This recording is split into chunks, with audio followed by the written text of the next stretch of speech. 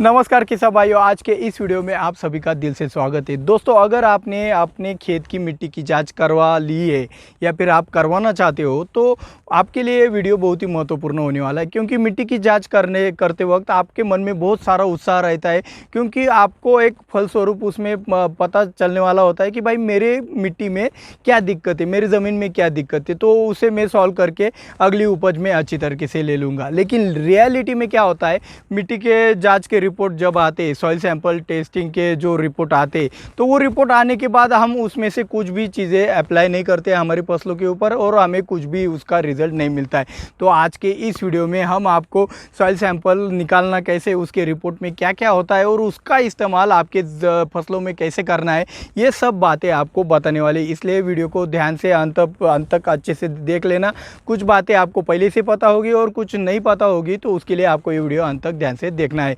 और इतना महत्वपूर्ण विषय है तो इसके लिए एक लाइक भी बनता है। और ज़्यादा देर ना करते हुए, मैं हूं दिवराज और आप देख रहे हो अन्न निर्माता। चलिए शुरुआत करते हैं आज के वीडियो की। तो दोस्तों, पहले हम ये जानेंगे कि सॉइल सैंपल होता क्या है। सॉइल सैंपल को ही हिंदी में मृदा परीक्षण भी कहा जाता है, मिट्टी की जांच भी कहा जाता है। तो मिट्टी की जांच करवाना मतलब क्या होता है, तो भाई आपकी जो खेत की जो मिट्टी होती है उसमें क्या तत्व है, उसमें उसकी वाटर होल्डिंग कैपेसिटी कितनी है, उसका पीएच कितना है, उसमें ऑर्गेनिक कार्बन कितना है, कौन सा न्यूट्रिएंट उसमें कम है, ज़्यादा है, हानिकारक तत्व कितने, अच्छे वाले न्यूट्रिएंट आपकी ज़मीन में कितने हैं। तो ये सब जांच करने के लिए आपको एक लैब की आवश्यकता होती है, जो कि आपकी मिट्टी वहाँ पे भेजकर आप उस लैब के सहारे एक रिपोर्ट बनवाते हो, जिसके कारण आपको पता चलता है कि आपके ज़मीन के मिट्टी में क्या हलचल हो रही है या फिर आपके ज़मीन की मिट्टी में क्या है और क्या नहीं है। तो इसे ही आप सॉइल सैंपल भी कह सकते हो, मिट्टी का परीक्षण भी कह सकते हो या फिर मृदा परीक्षण भी कह सकते हो।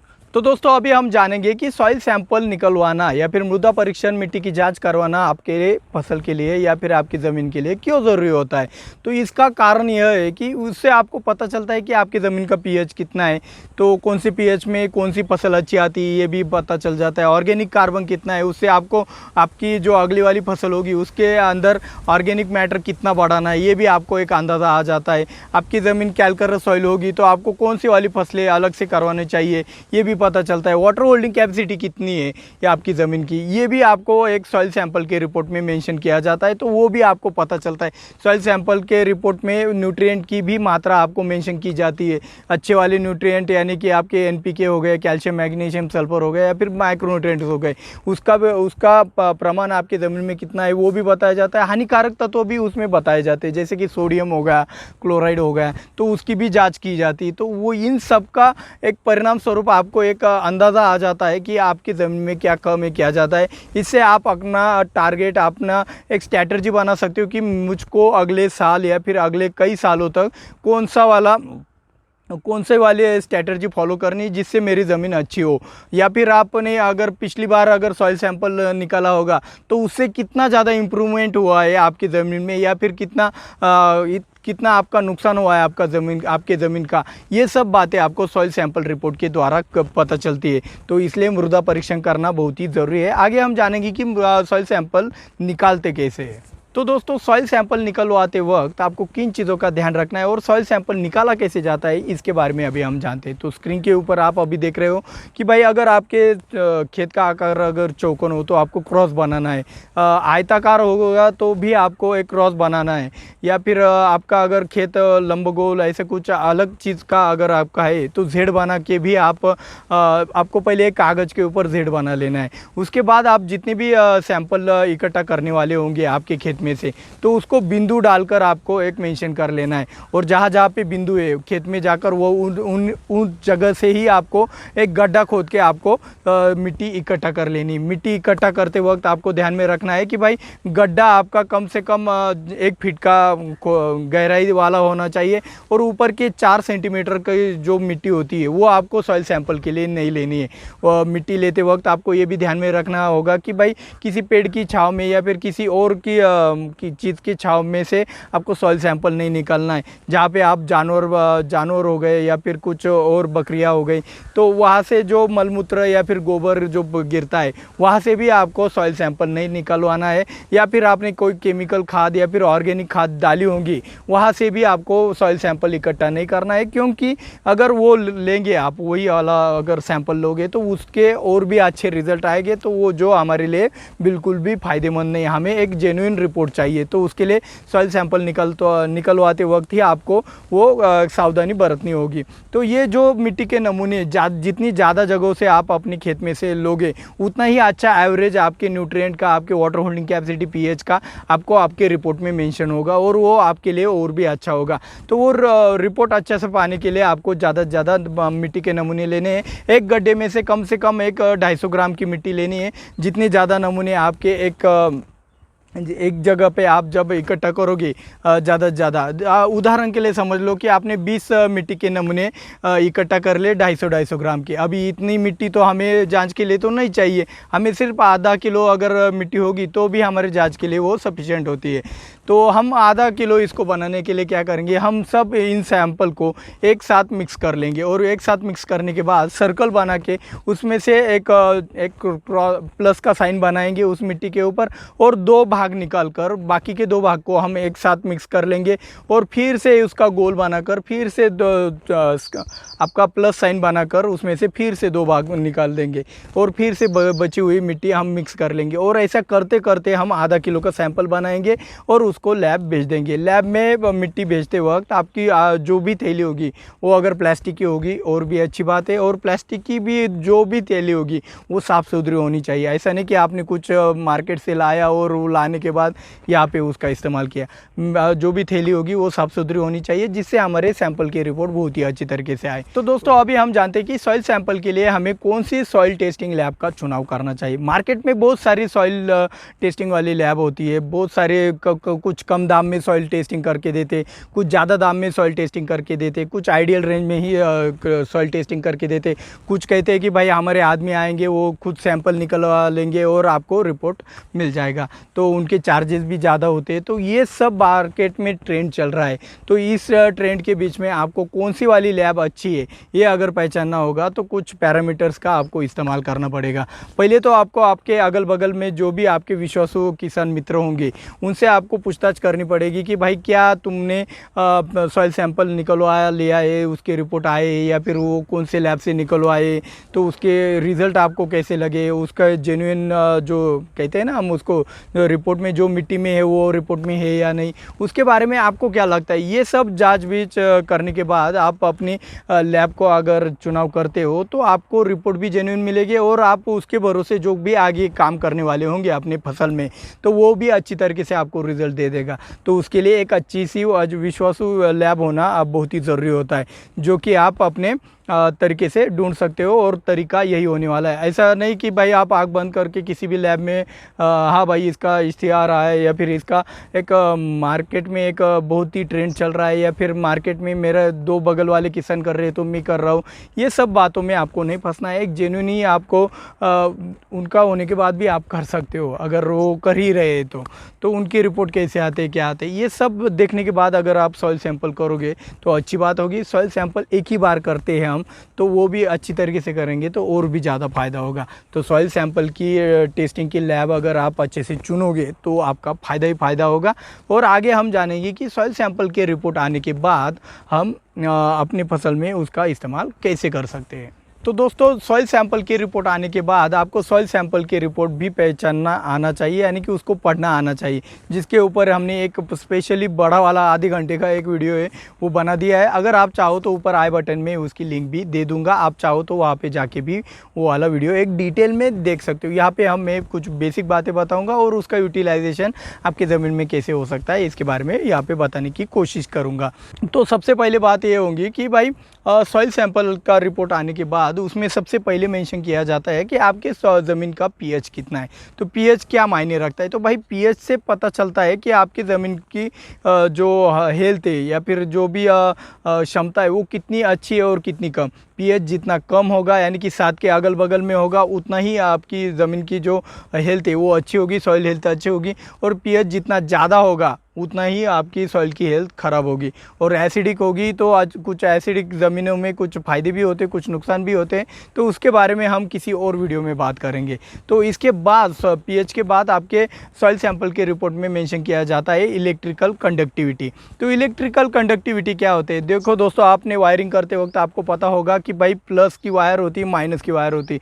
वैसे ही आपके न्यूट्रिएंट के ऊपर यानी कि मैग्नीशियम हो गया, सल्फर हो गया, कैल्शियम हो गया, उसके ऊपर प्लस और माइनस का भार होता है। तो वो प्लस माइनस इलेक्ट्रिक कंडक्टिविटी अगर अच्छी होगी आपकी ज़मीन की तो वो न्यूट्रिएंट का अपटेक उतना ही अच्छा होता है। इलेक्ट्रिक कंडक्टिविटी आपके फसल के लिए बहुत ज़रूरी होती है आपके न्यूट्रिएंट का अपटेक करने के लिए। अगर इलेक्ट्रिक कंडक्टिविटी ही आपकी ज़मीन की ख़राब होगी तो आपके न्यूट्रिएंट का अपटेक हो ही नहीं सकता और बहुत ही कम मात्रा में हो सकता है। तो इलेक्ट्रिक कंडक्टिविटी भी जाँच के लिए बहुत ही ज़रूरी होता है। यहाँ पे अगली बात बताई जाती है सॉइल सैंपल के रिपोर्ट में ऑर्गेनिक कार्बन के बारे में बताया जाता है, जो कि बहुत ही महत्वपूर्ण विषय है। तो भाई ऑर्गेनिक कार्बन यानी कि सेंद्रीय पदार्थ आपकी ज़मीन में कितने हैं, तो इससे पता चलता है कि भाई ये जो ज़मीन है कितनी हेल्दी है और कितने लंबे समय तक आपको अच्छी उपज बिना खाद के भी दे सकती है। तो बिना खाद के तो कोई फसल नहीं आ सकती, क्योंकि हमारे ज़मीन का ऑर्गेनिक कार्बन बहुत ही हद तक कम हो चुका है। बहुत सारे किसान कहते हैं ना कि भाई बिना खाद के तो फसल करना नामुमकिन हो गया है, तो उसका कारण ऑर्गेनिक कार्बन है। हमारी ज़मीन का ऑर्गेनिक कार्बन बहुत हद तक कम हो चुका है, इसकी वजह से ही हम बिना खाद के कोई भी फसल नहीं उगा सकते। तो ऑर्गेनिक कार्बन अगर आप बढ़ा रहे हो आपकी ज़मीन का, तो वो कितना बड़ा है, कितना और भी बढ़ाना है, ये सब बातें आपको सॉइल सैंपल रिपोर्ट देखने के बाद आपको पता चल जाएगा। इसके बाद आपको कैल्शियम कार्बोनेट का भी मेंशन किया जाता है, तो जिससे पता चलता है कि आपकी ज़मीन में कैल्करस सॉइल चुनखड़ी जो होती है वो कितनी है, कितनी कम है, कितनी ज़्यादा है, जिससे आपको पता है भाई चुनखड़ी वाली ज़मीनों के जो भी किसान होंगे उनको पता है कि भाई कितनी दिक्कत वाली खेती होती है। लेकिन उसका फ़ायदा भी भाई ऐसे कैल्करस सॉइल में जो कीपिंग क्वालिटी होती है वो अच्छी होती है। साइज़ बनने में थोड़ी मुश्किल आती है, लेकिन उस ज़मीन में मिलने वाला वज़न बहुत ही ज़्यादा होता है। तो कुछ बातें अच्छे भी है और कुछ बुरे भी है। तो कैल्करस सॉइल का फ़ायदे और उसके नुकसान के बारे में भी हमने वीडियो बना दिया है, आप चाहो तो चैनल के ऊपर भी उसे ढूंढ सकते हो। तो इसके बाद हमें बताया जाता है सॉइल सैंपल रिपोर्ट में कि आपके ज़मीन में नाइट्रोजन, फॉस्फोरस, पोटैश की लेवल कितनी है। तो नाइट्रोजन आपका कंट्रोल में होता है तो अच्छी बात है। देखो भाई, सॉइल सैंपल रिपोर्ट अगर आपने गर्मियों के दिनों में अगर निकाले होंगे तो वहाँ पे नाइट्रोजन कम ही आने वाला है, या फिर बारिश के दिनों में निकाले होंगे तो आपका नाइट्रोजन लेवल ज़्यादा आने वाला है। तो नाइट्रोजन के ऊपर ज़्यादा आपको फोकस नहीं होना चाहिए, क्योंकि भाई नाइट्रोजन तो सबसे अहम है, ज़रूरी है, लेकिन नाइट्रोजन की लेवल भी कम ज़्यादा होती रहती है। तो नाइट्रोजन के बारे में आपको इतना तो पता होना चाहिए। फॉस्फोरस और पोटैश बहुत ही महत्वपूर्ण होते हैं। फॉस्फोरस आपके ज़मीन में अगर कम होगा तो आपके फसल में जो भी विकास होता है वो बहुत ही धीमे गति से होता है, और जड़ों का विकास अगर धीमे गति से हुआ तो आपकी फसल कम बढ़ने के कारण आपकी फलों की साइज़ वगैरह जो भी होती है वो कम होती है, कम क्वालिटी वाली फसल तैयार होती है, जिसके कारण आपको बहुत ज़्यादा दिक्कत आती है उपज पाने में। और इसके बाद हम पोटैश की लेवल भी हम अपने सॉइल सैंपल के रिपोर्ट में देखते हैं। तो पोटैश की अगर आप लेवल देखेंगे, अगर जिस ज़मीन में पोटैश कम होता है उन सभी किसानों को पता है कि भाई उस ज़मीन में वज़न कम मिलता है, उसकी जो कीपिंग क्वालिटी होती है वो कम होती है, और उसमें जो स्वाद होता है वो भी कम होता है, जो शुगर की लेवल होती है वो भी कम मिलती है। तो इसके लिए हमारे ज़मीन में पोटैश की लेवल बहुत ही अच्छी मेंटेन भी होनी चाहिए, और वो आपके ज़मीन में कितनी है ये आपके सॉइल सैंपल रिपोर्ट के अंदर पता चल जाता है। तो वो अगर बढ़ा नहीं है तो आप ऑर्गेनिक खाद हो गया या फिर आप केमिकल फर्टिलाइज़र का इस्तेमाल करके भी वो कम ज़्यादा कर सकते हो। कम तो कोई नहीं करता है, लेकिन ज़्यादा बढ़ा सकते हो। कम अपनी फसल की वजह से हो जाता है, क्योंकि फसल अपना न्यूट्रिएंट अपटेक का काम चालू रखती है। तो इसके बाद सेकेंडरी न्यूट्रिएंट जो भी होते हैं, कैल्शियम, मैग्नीशियम, सल्फर की भी जांच की जाती है। तो वहाँ पे कैल्शियम कितना है, मैग्नीशियम कितना है, सल्फर कितना है, ये सब बताया जाता है। कम है, ज़्यादा है, आपको पता चलने के बाद आपको आगे क्या करना है आपके अगले वाली फसल में, ये पता आपको अच्छे से चल जाता है। वाटर होल्डिंग कैपेसिटी भी बताई जाती है। वाटर होल्डिंग कैपेसिटी जो आपके फसल के अंदर अगर कम होगी तो वहाँ वहाँ पे क्वालिटी वाले जो भी फसलें होती हैं, मिर्च हो गया, बैंगन हो गया, टमाटर हो गया, मूंगफली हो गया, ऐसी चीज़ें, ऐसी फसलें आपके वो कम वाटर होल्डिंग कैपेसिटी वाली ज़मीन में बहुत अच्छी आती है। या फिर आपकी ज़मीन की वाटर होल्डिंग कैपेसिटी अगर ज़्यादा है तो वहाँ पे गन्ना हो गया या फिर प्याज हो गया, ऐसी जो वज़न देने वाली जो फसलें होती है वहाँ पे वो ज़्यादा वाटर होल्डिंग कैपेसिटी में आपकी ये जो फसलें वज़न देने वाली, जिसका मार्केट वज़न के ऊपर डिपेंड होता है, वो अच्छी आ जाती है। उसका साइज़ कम मिलता है लेकिन वज़न ज़्यादा होने के कारण ऐसी फसलों में आपको अच्छे से मुनाफा हो जाता है। तो इसके बाद आपके ज़मीन में सोडियम का भी एक चेकिंग करने का एक सिस्टम होता है उनके पास। तो सोडियम चेक करने के बाद, सोडियम आपको पता है सोडियम और क्लोराइड दोनों एक साथ आके नमक बनता है, और नमक आपके ज़मीन के लिए, आपके सजीव सृष्टि के लिए कितना घातक है ये जो साइंस के बंदे होंगे उनको बताने की ज़रूरत नहीं। तो सोडियम क्लोराइड जो भी तैयार होता है सोडियम और क्लोराइड के दोनों के सहयोग से, वो आपकी ज़मीन के लिए, आपके पौधों के लिए बहुत ही घातक होता है। और आपकी ज़मीन में सोडियम कितना है ये भी जांच आपके सॉइल सैंपल के रिपोर्ट में मेंशन की जाती है। इसके साथ साथ आपके ज़मीन में कॉपर कितना है, जिंक कितना है, फेरस कितना है, मैंगनीज कितना है, बोरान कितना है, ये सब मेंशन किया जाता है। तो इससे आपको पता है भाई देखो, अगर बोरान कम होगा और आपने फ्लावरिंग वाली अगर फसल लगाई है, जैसे कि मिर्च लगाया, टमाटर लगाया, और आपकी ज़मीन में बोरान ही कम है और ये आपको पता ही नहीं, आप बोरान भी दिए बिना ही अगर अपनी फसल करने लगे तो वहाँ पे फ्लावरिंग कम आएगी, और फ्लावरिंग कम आई तो आपकी उपज कम आएगी। तो बोरान को देने के लिए आपको कितना बोरान देना है ये सॉइल सैंपल रिपोर्ट को देख कर ही आपको पता चलेगा। और रही बात, मैंने बताया ये तो थोड़ा आइडिया दे दिया मैंने कि भाई सॉइल सैंपल रिपोर्ट को पढ़ना कैसे, अभी इसका इस्तेमाल आपके फसल में कैसे करना है ये अगर आपको जानना है तो देखो दोस्तों, ये सॉइल सैंपल की जो भी सॉइल सैंपल रिपोर्ट की जो भी आप पॉइंट अपने दिमाग में नोट करने वाले हो, उसके ज़रिए आपको क्या करना है, आप जो भी अगली वाली फसल करने वाले होंगे तो उस फसल में आप कौन सी स्टेज में इस रिपोर्ट का इस्तेमाल करके कौन सी खाद कौन से मात्रा में कौन से समय पर देने वाले होंगे, ये सब आपको स्ट्रैटेजी बना लेना है, जिसे आप ही शेड्यूल कहते हो। तो एक फर्टिलाइज़र का शेड्यूल आप बना लोगे तो उससे आप उस शेड्यूल को अगर अपनी फसल लगाने के बाद अगर फॉलो करोगे तो इस रिपोर्ट का, सॉइल सैंपल रिपोर्ट का इनडायरेक्टली इस्तेमाल हो जाएगा आपके फसल में, जिसके कारण इम्प्रूवमेंट भी आपको अपने फसल में दिख जाएगी। तो ये इतनी बढ़िया तकनीक बताइए तो इसके लिए एक लाइक भी बनता है। और अगर आपने किसान मित्रों को ये अच्छी वाली जानकारी देकर आप उनका भी भला करना चाहते हो तो इस वीडियो को शेयर ज़रूर कीजिएगा। और ये चैनल सब्सक्राइब करने के लिए बिल्कुल मुफ्त है, तो भाई सब्सक्राइब का बटन पहले दबा लेना। तो अभी हम चलते हैं खास बात की तरफ। तो दोस्तों, सॉइल सैंपल निकलवाना और उसके बाद उसके रिपोर्ट आने के बाद उसका इस्तेमाल आपके फसलों में करना है, ये कैसे करना है ये तो मैंने बता दिया, लेकिन सॉइल सैंपल के रिपोर्ट को पहचानना, उसको जानना ही बहुत ही मुश्किल बात होती है। जो भी बड़े बड़े टेक्नीशियन होते हैं उनके भी पसीने छूट जाते हैं सॉइल सैंपल रिपोर्ट देखते वक्त। लेकिन कुछ बातें आपके प्रैक्टिकल का हो गया और सॉइल सैंपल रिपोर्ट का हो गया, इन दोनों को अगर मिक्स करके अगर आप उस रिपोर्ट को पढ़ोगे तो आपको बहुत ही आसानी से समझ आ जाएगा कि भाई एक अंदाज़ा आ जाएगा मोटा मोटी कि आपको करना क्या है, कहाँ पे रुकना है, कहाँ पे चलना है। और आपने अगर एक ही बार में, मतलब पहली बार अगर सॉइल सैंपल का सैंपल निकलवाया है तो वहाँ पे आपको कुछ आइडिया ज़्यादा नहीं आएगा, लेकिन तो दूसरी बार जब आप सॉइल सैंपल की रिपोर्ट निकलवाओगे तब आपको पता चलेगा कि भाई पहली रिपोर्ट में और दूसरी रिपोर्ट में कितना ज़मीन आसमान का फ़र्क आता है, या फिर कुछ इम्प्रूवमेंट होता है या फिर लॉस होता है, तो वो आपको पता चल जाता है। और आपको आगे कितनी मात्रा ऐड करनी है, कितनी मात्रा घटानी है, ये सब बातें आपको वहाँ पर एक क्लैरिटी आ जाती है। तो वो करने के बाद, मतलब दूसरी बार सॉइल सैंपल रिपोर्ट आने के बाद आपको ये पता चल जाता है। तो अभी भी आपका कंफ्यूजन बना रहता है कि भाई मेरे को सॉइल सैंपल का रिपोर्ट पढ़ना ही नहीं आता, तो मैं उसके ऊपर डिपेंड होके शेड्यूल कैसे बनाऊँ। तो उसके लिए आपको ये वाला वीडियो देखना ज़रूर चाहिए। और मिलते हैं अगले वीडियो में। जय जवान जय किसान।